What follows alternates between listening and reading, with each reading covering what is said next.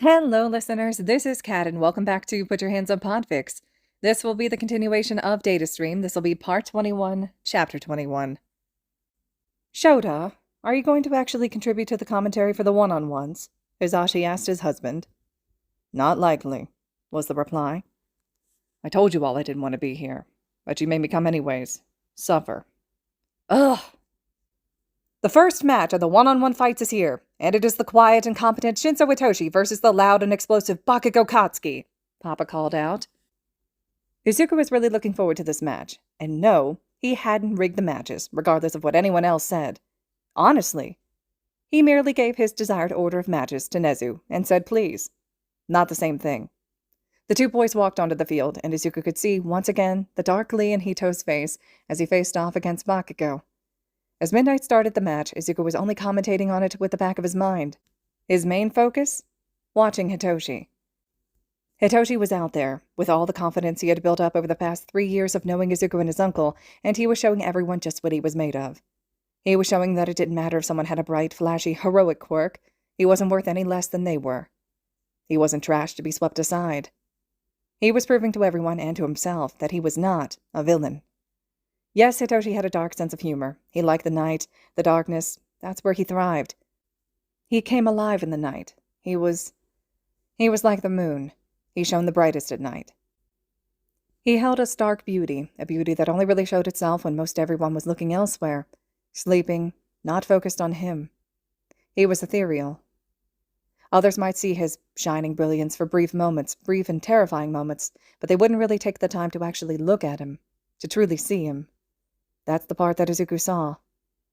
He saw Hitoshi's fierce protective nature, his good but very dark humor.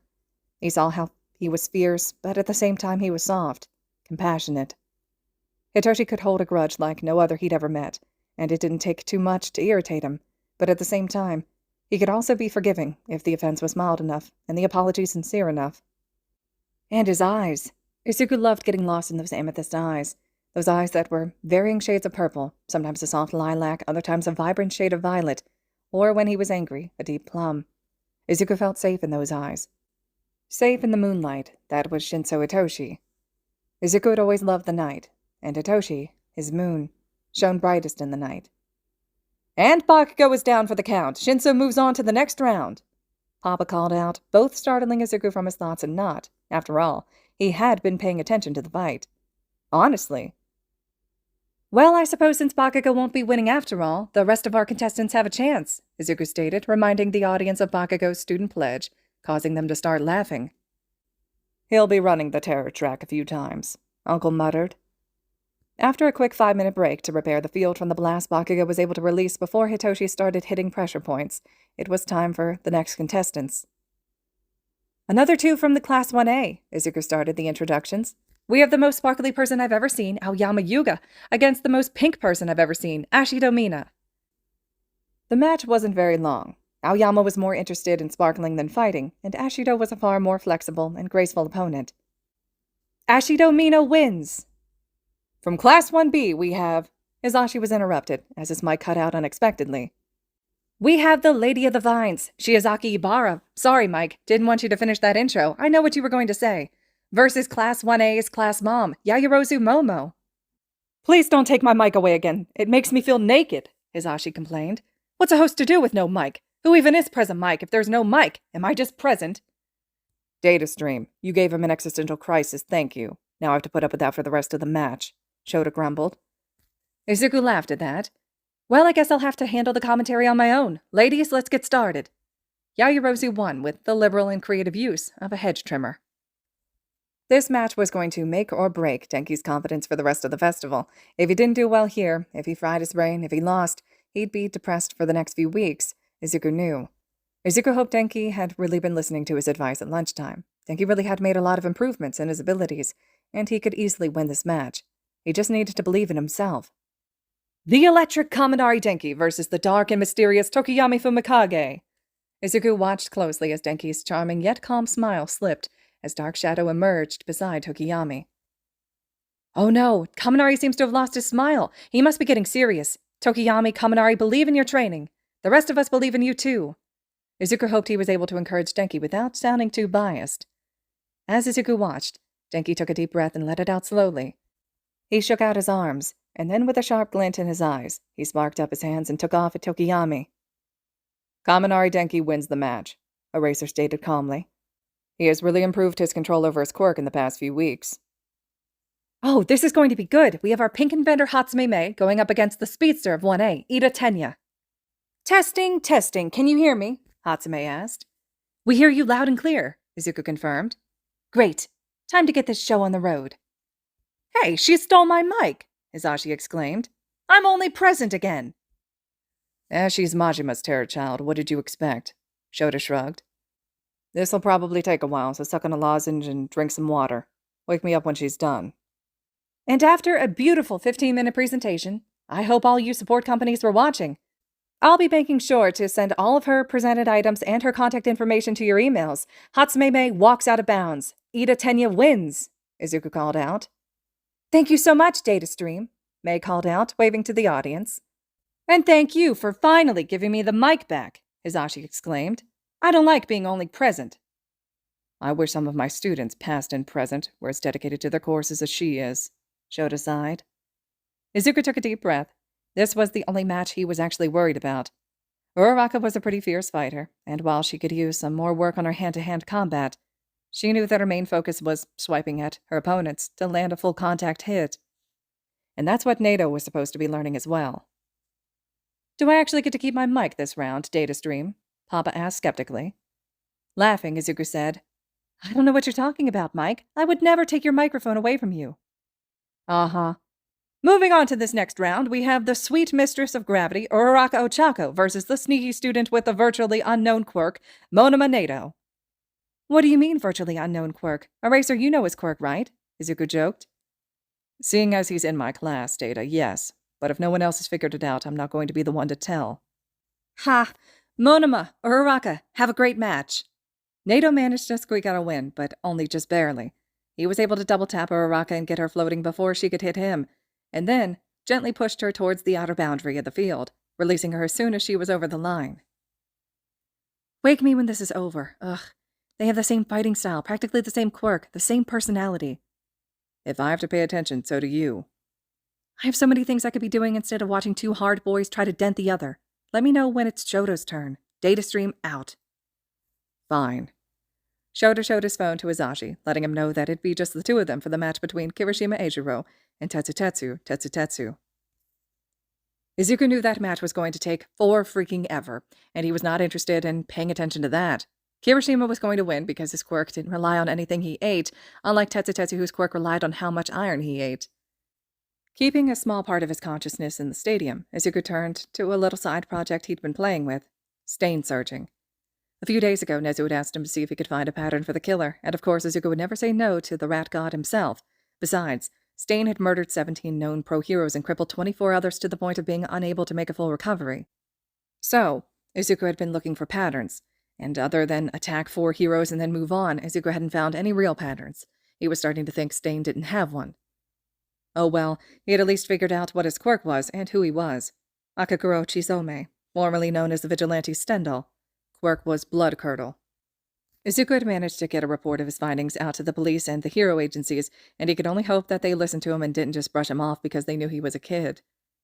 Izuku was still trying to figure out a pattern of some kind. He just wanted to know what city was going to be hit next. Now that he was officially on this case, he knew it would be solved soon. After all, it's not like the guy could really hide from him. Not once Izuku had gotten a single glimpse of him. But that was the problem. Izuku couldn't get a glimpse. No one had managed to get a visual on him, so even if Izuku went through all the camera footage in the areas the crimes had occurred, he didn't know who he was looking for. They were all in bad areas, and while there had been a few sketchy people, no 2 scenes had the same sketchy people. They tied. Double knockout. When they wake up, it's going to be an arm wrestling match to determine the winner. Okay, I'm back. The next match is the last one of the first round. We have the frozen prince of 1A, Todoroki Shouto, versus the most relaxed dude I've ever met, Sero Hanta. Todoroki's been putting a lot of work recently into the mastery of his quirk and hand-to-hand combat, Uncle stated. He has been working with some of his classmates as well as my assistant, and his skills are going to show that. Whoa, Eraser, and you get on me for being biased? Papa laughed. I'm sure Sero has been putting in just as much effort into his training as Todoroki has, right, Sero? Izuku called out to Sero on the field, knowing full well that Sero had barely been putting in any effort into his training the past few weeks. Uncle had briefly mentioned he had considered expelling him for a day or two to put the fear of Aizawa into the boy. A wake-up call, if you will. Izuku had suggested public humiliation instead. Izuku could see that Sero said something to Shouto that made him smirk slightly and shake his head. And damn did Izuku like it when Shouto smirked. It didn't happen often, but when it did, Izuku lost the ability to think properly. As Izuku watched, Sero paled, and Izuku was certain he saw Shouto's eyes sparkle in mischief. And that sparkle, that playful twinkle in his eyes, was almost enough to ruin Izuku. Shouto's eyes, when he smiled, reminded Izuku of the stars he used to stay out late to watch. Beautiful, but often overlooked or ignored. Being with Shouto was as calming and relaxing as any night he would spend stargazing. He loved getting lost in the story Shouto told, his conspiracy theories, even knowing full well that none of it was accurate. He loved the passion Shouto held when he spoke. It was one of the few times he was so energetic and full of life. Shouto knew his theories were trash, but he had fun with them, and he loved to share them with Izuku. Izuku could listen to him all night. He could watch that playfulness, that mischievousness, the teasing nature that only came out when he was with Izuku, or more lately also with Hito, all day. Shouto glanced at the cameras, and Izuku could swear he was looking directly at him, with that playful taunt in his eyes. And then he looked back to Sero and... Todoroki wins! It's going to take forever to clear out that ice, Uncle complained. But on a positive note, Bakugo will have company in the terror track. Izuku shook himself out of the near trance he had been in. That was the second time today he'd done that, first with Hito and now with Shouto. This was bad. He knew he was in love with his best friends, but why did he have to be in love with both of them? There was no way he was going to be able to choose. He knew Shouto liked him. After all, he'd never been shy about letting Izuku know that. And Hitoshi, well, he had been the first one to start flirting with Izuku back in their second year of middle school.